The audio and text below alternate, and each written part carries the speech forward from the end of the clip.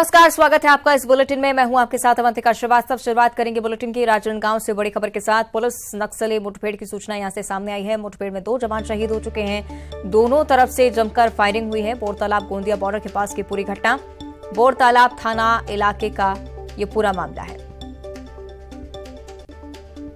राजनांदगांव से ये बड़ी जानकारी। पुलिस नक्सलियों के बीच मुठभेड़ हुई है। 2 जवान इस मुठभेड़ में शहीद हो गए। दोनों तरफ से जमकर फायरिंग हुई। बोरतालाब थाना इलाके का ये पूरा मामला।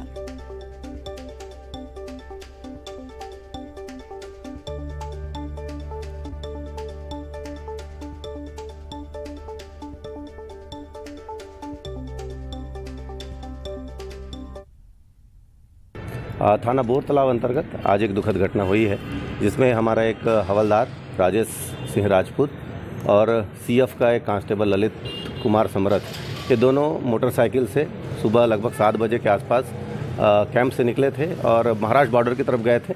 अचानक हथियारबंद वामपंथियों द्वारा उन पर हमला किया गया है और एक की मौके पर डेथ हो गई है। दूसरे को हॉस्पिटल लाया जा रहा था, उस दौरान डेथ हुई है। दोनों शहीद हो गए हैं और किस प्रकार से घटना घटित हुई इसकी जांच की जा रही है। घटनास्थल पर सभी मौजूद हैं और इसमें कार्रवाई जारी है। सर, कितने की संख्या में नक्सली थे? अभी इसकी जानकारी नहीं मिली है। सभी तथ्यों पर जांच चल रही है। कैसे ये लड़के निकले थे, क्योंकि बताया जा रहा है कि ये हथियार भी नहीं रखे थे लड़के, किस कारण से निकले थे इसकी जांच की जाएगी। कैंप से बाहर थे और उस दौरान घटना हुई। सर, बताया जाता है कि सुबह यहाँ पर आईटीबीपी के जवानों द्वारा इस जगह पे घटना गई, वहाँ पर भी उनके द्वारा सर्चिंग की गई थी। उसके बाद इस तरह की घटना घटी। अभी सभी तथ्यों पर जाँच की जा रही है। प्रथम दृष्टया इस प्रकार से घटना हुई थी कि 2 लड़के निकले थे, हमारे 2 जवान निकले थे और उनके साथ दुखद घटना हुई। सर, वहाँ पर जैसे जो फोटोज आ रहे हैं, वीडियोज आ रहे हैं, वहाँ पर सर बाइक की जलने की भी सर बता, क्या नक्सलियों ने आग भी लगा दी थी क्या? हाँ, ये जिस बाइक से गए थे उस पर आग लगी हुई है और किस प्रकार से घटना घटित हुई है इसकी जाँच की जा रही है। चलिए, ज्यादा चर्चा के लिए सहयोगी राकेश हमारे साथ फोन लाइन पर जुड़ रहे हैं। राकेश, एएसपी की बात अभी हमने सुनी, उन्होंने कहा कि हथियार नहीं था पुलिस वालों के पास और किन परिस्थितियों में वो निकले थे बाहर, इस बारे में तो खैर जांच की जा रही है, लेकिन अभी तक इस बारे में भी पुष्टि नहीं हो पाई है क्या कि कितनी संख्या में नक्सली यहाँ पर पहुंचे थे? जी हाँ, अभी तक सर्चिंग जारी है और क्षेत्र में पुलिस की जांच जारी है। फोर्स लगातार इन क्षेत्रों में सर्चिंग कर रही है। ये स्पष्ट नहीं हो पाया है कि कितनी की संख्या में नक्सली यहाँ मौजूद थे और घटना को किस तरीके से उनके द्वारा अंजाम दिया गया है।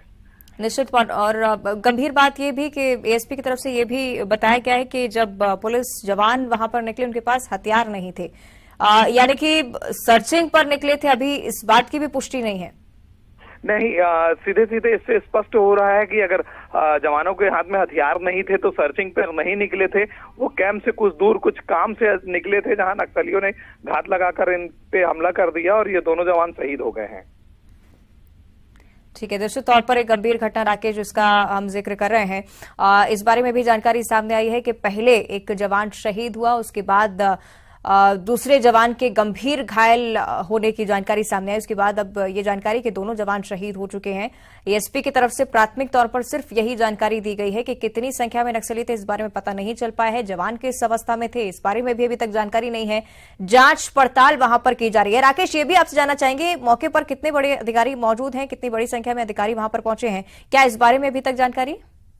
जी, मैं बता दूं कि जिले के जो आला अधिकारी हैं, पुलिस के आला अधिकारी, वो सभी पहुंच गए हैं और कुछ जो अधिकारी हैं वो घटना स्थल पर भी पहुंच गए हैं, जहां जांच जारी है।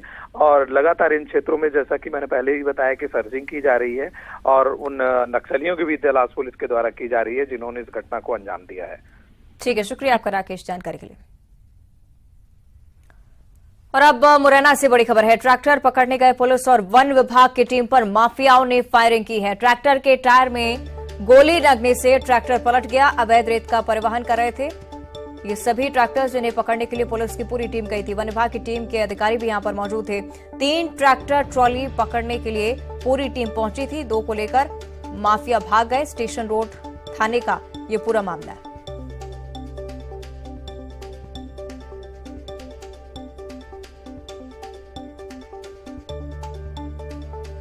मुरैना से जानकारी, ट्रैक्टर पकड़ने के लिए जैसे ही पुलिस और वन विभाग की टीम गई, माफियाओं ने फायरिंग शुरू की। ट्रैक्टर के टायर में गोली लगने से ट्रैक्टर पलट गया है।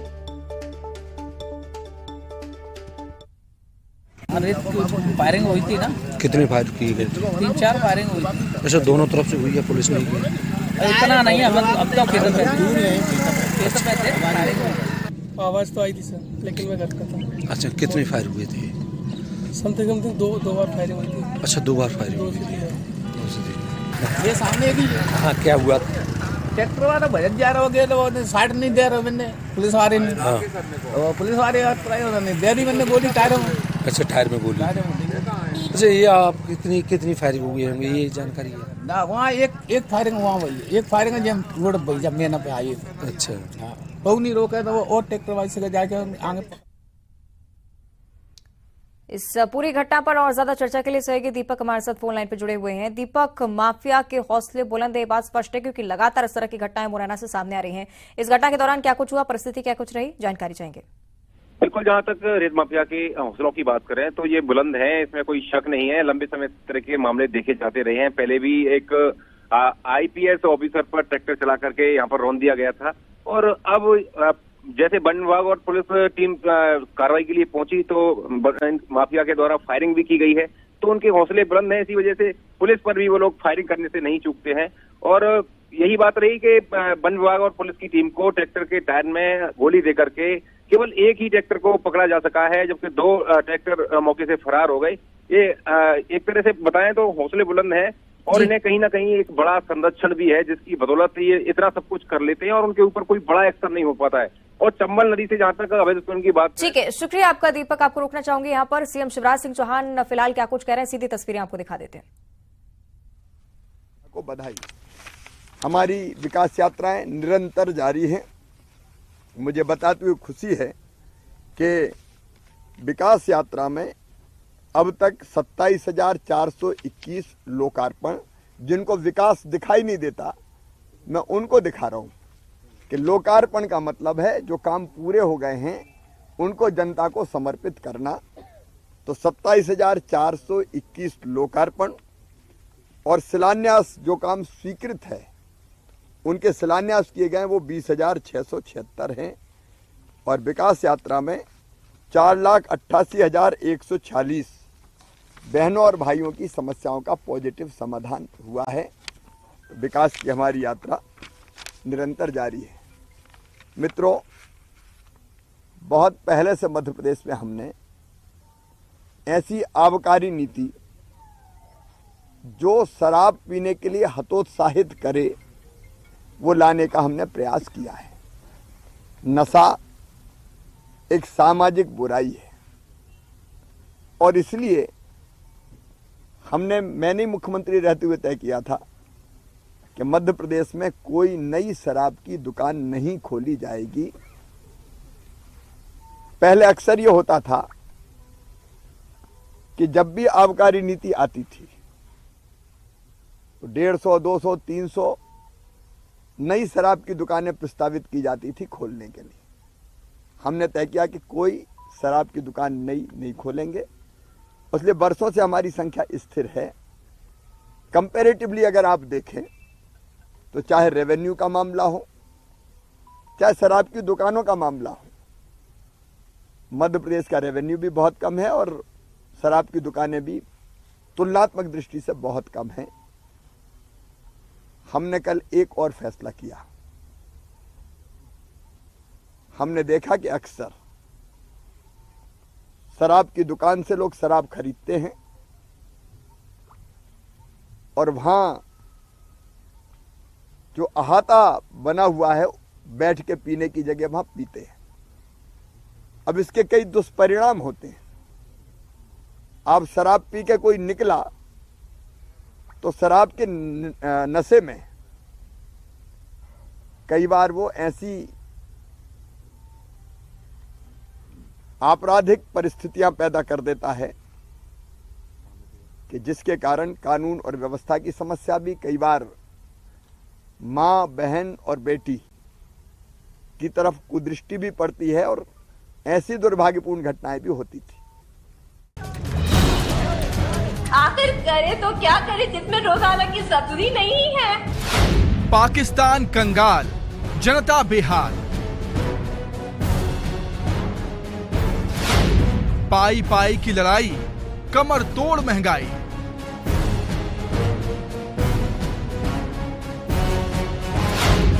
जर्रा जर्रा भर रहा आंखों में आंसू, चाहिए राहत की छांव। इसको देखें कि इसमें आटा चीनी घी कुछ नहीं है, बच्चों को क्या भूखा मार दूं?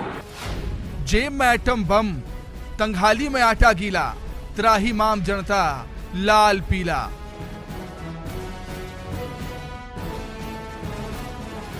आटा नून तेल के भाव आ रही समझ, आवाम लाचार महंगाई का कहे। 556 यूनिट जिसका बिल है 15,560 रुपए। बताओ कहाँ पे पे करूं? अब नहीं मिल रहा कर्ज, पाक खोज रहा महंगाई का मर्ज। तो कर्ज के बोझ तले दबा पाकिस्तान अब आहें भर रहा है। एटम बम जेब में लिए घूमने वाले पाकिस्तान को अब आटा नून तेल के भाव समझ आ रहे हैं। वहीं कराची के एक महिला का एक वीडियो सामने आया है जो बता रही है हाल पाकिस्तान।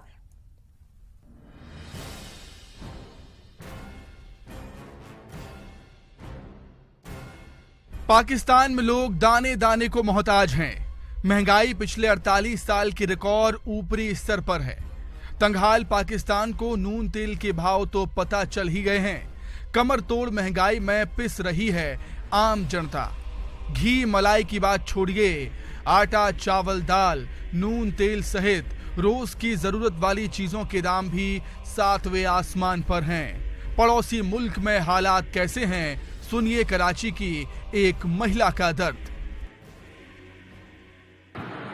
ये मेरा बिल है, ये मैं अभी लगाऊंगी कि आप लोग देख लें कि इस माँ ने कोई फजूल खर्ची नहीं की है। इसको देखें कि इसमें आटा चीनी घी कुछ नहीं है, बच्चों को क्या भूखा मार दूं?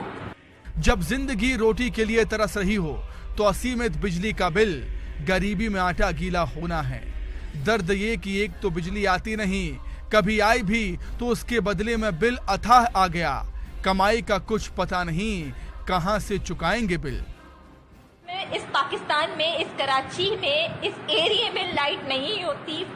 यूनिट है मेरे 556 यूनिट जिसका बिल है 15,560 रुपए। बताओ कहाँ पे करूं? रेंट पे करूं, ग्रोसरी लेकर आऊं, बिजली के बिल दे या टैक्स पे करे तुम लोगों को कि तुम लोगों की जेबें भर जाएं। महंगाई से जेब ढीली नहीं हुई, जेब कट चुकी है। कमाई का पता नहीं, पेट्रोल डीजल पढ़ाई दवाई खरीद पाना मुश्किल है। तब सवाल हुक्मरान से, क्या खुदा का खौफ नहीं है? मेरे बच्चे को फीड्स पड़ते हैं जिसकी मेडिसिन तुम लोगों ने इन 4 महीनों में माशाल्लाह इतनी महंगी कर दी है कि वो भी पिलाना छोड़ दूं मैं उस मरियम नवाज में उस शहबाज शरीफ से पूछती हूँ, क्या तुम लोगों को खुदा का खौफ नहीं है? कर्ज के बोझ से मुल्क दबता जा रहा है। मर्ज की चाहत में शहबाज सरकार जनता पर टैक्स का पहाड़ तोड़ते जा रही है। पहले से टूट चुकी आवाम को कितना निचोड़ा जाएगा। आलम यह है कि पाकिस्तान की जनता पाई पाई की लड़ाई लड़ रही है। Bureau report, news 18 Madhya Pradesh Chhattisgarh. तो पाकिस्तान एक तरफ दिवालिया होने से बचने के लिए इंटरनेशनल मॉनेटरी फंड से लोन मांग रहा है, तो दूसरी ओर शनिवार को पड़ोसी मुल्क के रक्षा मंत्री ख्वाजा मोहम्मद आसिफ ने कहा कि पाकिस्तान पहले ही दिवालिया हो चुका है। पाकिस्तान की आर्थिक तंगी को लेकर रक्षा मंत्री ने यहां तक कह दिया कि अब IMF भी हमारी मदद नहीं कर सकता, हमें खुद ही इसका समाधान ढूंढना होगा।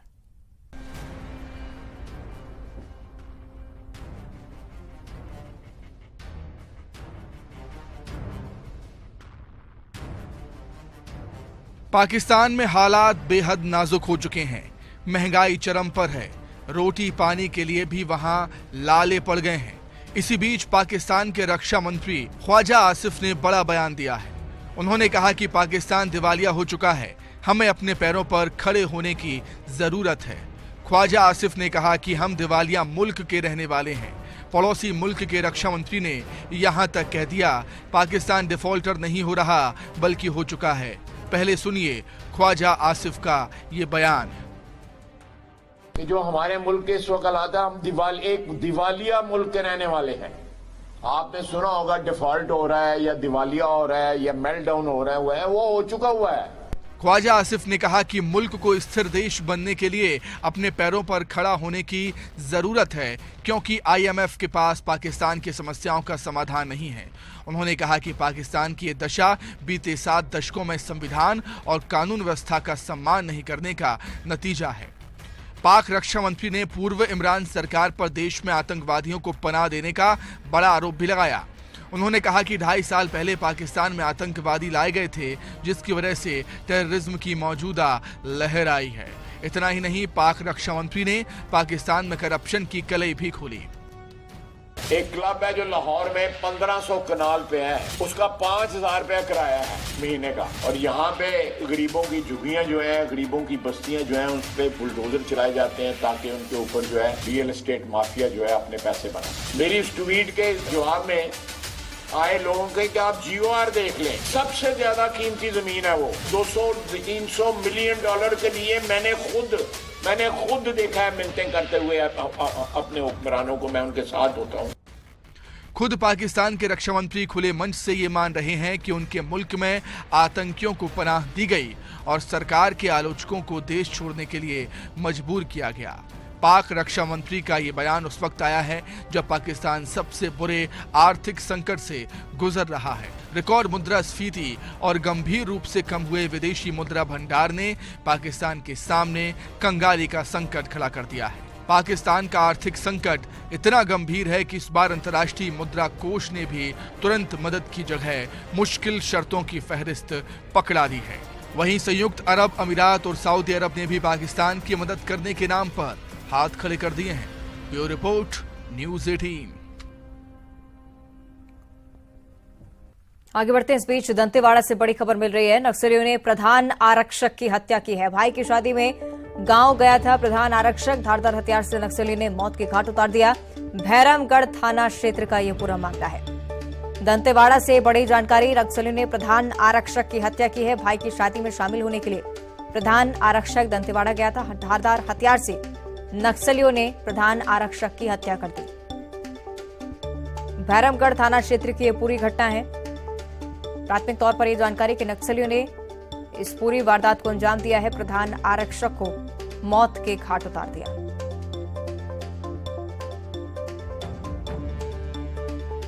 लगातार नक्सली घटनाएं निकलकर सामने आ रही हैं। एक बार फिर से दंतेवाड़ा से खबर। नक्सलियों ने प्रधान आरक्षक की हत्या की है। यहां भाई की शादी में प्रधान आरक्षक गांव गया हुआ था और उसी दौरान नक्सलियों ने इस पूरी वारदात को अंजाम दिया।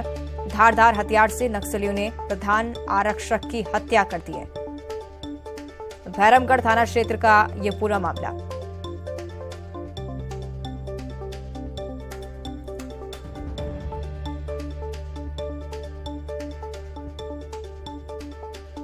तो नक्सली लगातार इस तरह की घटनाओं को अंजाम दे रहे हैं। एक बार फिर से इसी तरह की खबर सामने आ रही है। दंतेवाड़ा से नक्सलियों ने प्रधान आरक्षक की हत्या कर दी है। सहयोगी श्रीनिवास हमारे साथ फोन लाइन पर जुड़ रहे हैं ज्यादा जानकारी के लिए। श्रीनिवास, क्या कुछ जानकारी इस पूरी घटना पर अभी तक? जी, ये माओवादी ने फिर एक बार जवान को निशाना बनाया है। ये जवान प्रधान आरक्षक है और अपनी भाई की शादी में ये ग्राम बेलचर गया हुआ था। माओवादी को जब इसकी खबर लगी तो माओवादियों ने उसे घेरा और उसको मौत के घाट उतार दिया है।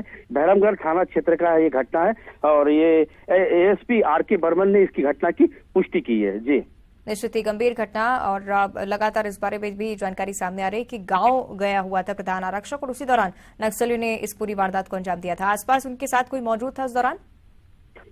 जी, जब जवान गांव गया था वो वहां गांव में शादी का माहौल था, तो ये गांव में जब बैठक हो रही थी और ये अपने परिवार के साथ था, तभी माओवादियों को सूचना मिली और माओवादियों ने इसे रास्ते में रोककर मौत के घाट उतारा है। जी, ठीक है, शुक्रिया आपका श्रीनिवास जानकारी के लिए। तो दंतेवाड़ा से बड़ी जानकारी आपके साथ साझा कर रहे हैं। नक्सलियों ने प्रधान आरक्षक की हत्या की है। भाई की शादी में शिरकत करने के लिए प्रधान आरक्षक वहां पर पहुंचा था। उसी दौरान नक्सलियों की जानकारी लगी और धारदार हथियार से नक्सलियों ने प्रधान आरक्षक की हत्या कर दी।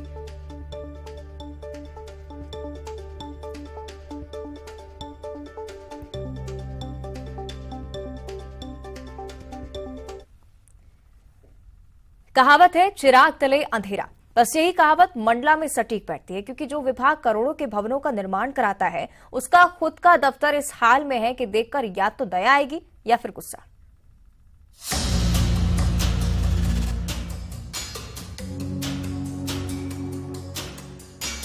ये है कार्यालय संभागीय परियोजना यंत्री लोक निर्माण विभाग परियोजना मंडला, और ये है उसके भीतर का नजारा।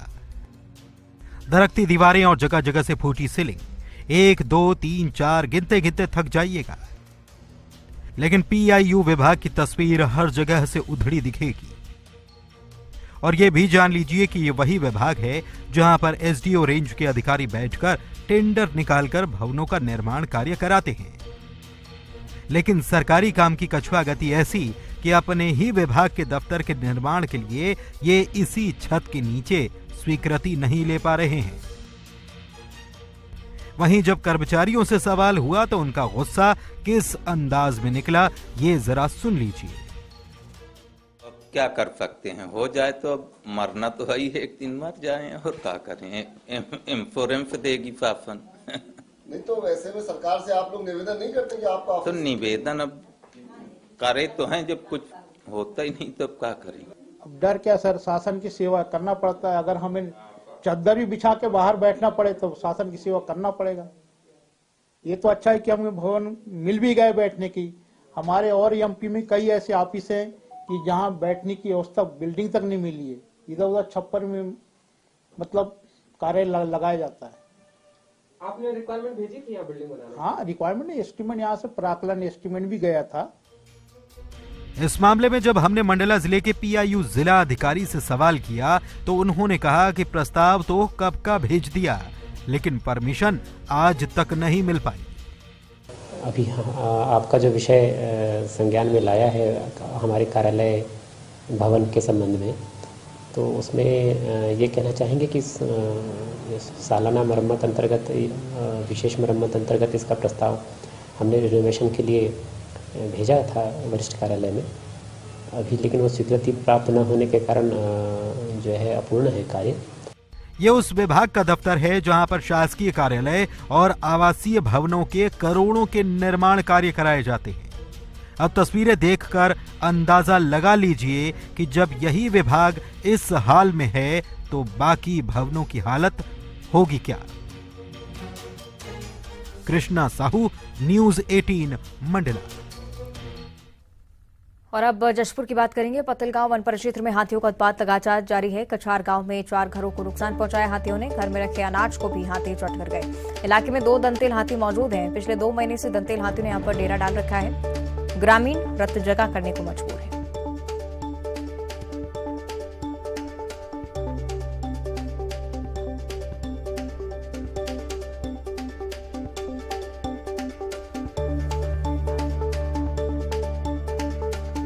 जशपुर से खबर है, पत्थलगांव वन परिक्षेत्र में हाथियों का उत्पात लगातार जारी। 2 दंतेल हाथी अभी भी इस गांव में मौजूद हैं। पिछले 2 महीने से दंतेल हाथियों ने यहां पर उत्पात मचाया हुआ है।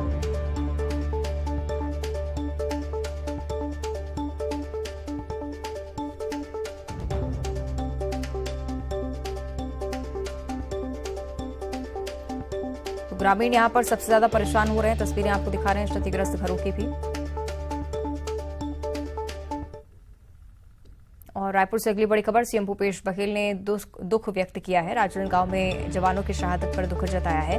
सीएम ने शहीदों के परिजनों के प्रति संवेदना प्रकट की। पुलिस जवानों की शहादत व्यर्थ नहीं जाएगी, सीएम भूपेश बघेल की तरफ से ये ट्वीट सामने आया है।